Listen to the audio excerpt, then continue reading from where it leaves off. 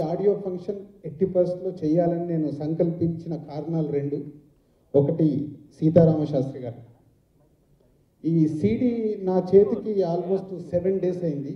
వచ్చిన నుంచి నేను షూటింగ్కి వెళ్తున్నప్పుడు వస్తున్నప్పుడు ఈ పాటలు వింటుంటే ఏదో తెలియని ఒక తీయటి అనుభూతి. సో ఎట్టి పరిస్థితుల్లో శాస్త్రి గారిని పిలిచన్న ఈ ఆడియో ఫంక్షన్ని చెయ్యాలని నేను నిర్ణయించుకొని ఈ ఆడియో ఫంక్షన్ పెట్టాను. అది కూడా ఈవినింగ్ పెట్టమని శాస్త్రి గారు చెప్తేనే ఈరోజు 7 o'clock పెట్టి నా ఆత్మీయులందరినీ పిలిచి ఈరోజు ఈ ఆడియో ఫంక్షన్ చేశాను. రెండోది మణిరత్నం గారు. అందరికీ మీకు తెలిసింది సఖి సినిమా ఒకటే చెప్తున్నారు.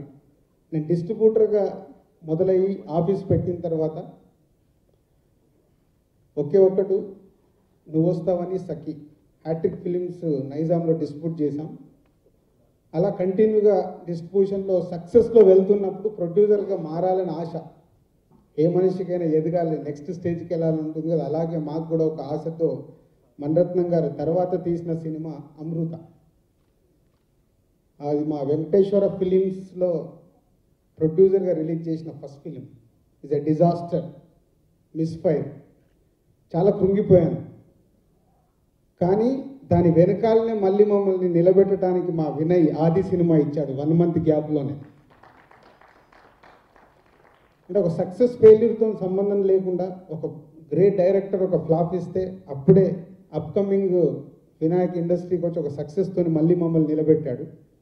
అలాంటి మణిరత్నం గారితో 15 సంవత్సరాల నుంచి నేను అబ్జర్వ్ చేస్తున్నాను. ఏదో ఒక రోజు మళ్ళీ నాకు అలాంటి అవకాశం రావాలి, అవకాశం వచ్చిన రోజు తెలుగు ప్రేక్షకులకు మణిరత్నం గారి సినిమా సక్సెస్ఫుల్గా అందియాలని నా కోరిక 15 years నుంచి ఉండిపోయింది. తన ప్రతి సినిమా నేను అబ్జర్వ్ చేస్తున్నాను, ఏది సక్సెస్ఫుల్ రావడానికి అవకాశం ఉందని ప్రీవియస్ ఫిలిమ్స్ అన్నీ ట్రావెల్ అవుతున్నాను. ఈ ఓకే కనుమని మణిరత్నం గారు తీస్తున్నారని తెలిసి ఈ స్టోరీ లైన్ ఇంట్రెస్ట్గా ఏముంది అని కనుక్కోవడానికి ప్రయత్నం చేస్తే ఈ ఐడియా సఖీ లాంటి యూత్ఫుల్ లవ్ స్టోరీ తీస్తున్నాడని తెలిసి నేను చెన్నై వెళ్ళిపోయి మణిరత్నం గారు ఆఫీస్లో కూర్చొని అప్పుడే మణిరత్నం గారిని కలిశాను. ఎవరు మణిరత్నం గారిని అంత ధైర్యం చేసి అడగరేమో ఈ సినిమా స్టోరీ ఏంటి సార్ అని అడిగా.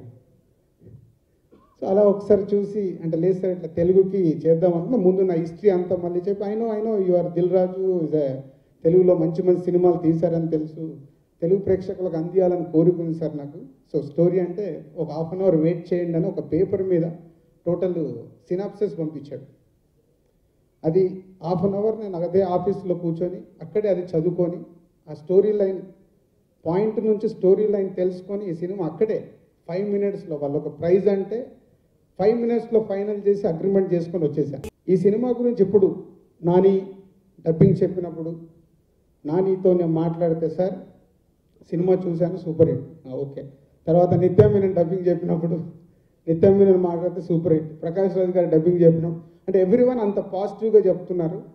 సో ఆ స్టోరీ లైన్ విన్న దగ్గర నుంచి ఈ సినిమా ఎట్టి పరిస్థితుల్లో తెలుగు ప్రేక్షకులకు సూపర్ హిట్ అవుతున్న నమ్మకంతోనే తెలుగు నేను చేయడం జరిగింది. ఇప్పుడు ఈ ప్రోమో చూస్తున్నా, ప్రోమో రిలీజ్ అయిన నుంచి ఈ సినిమాకు వచ్చిన క్రేజ్ కావచ్చు.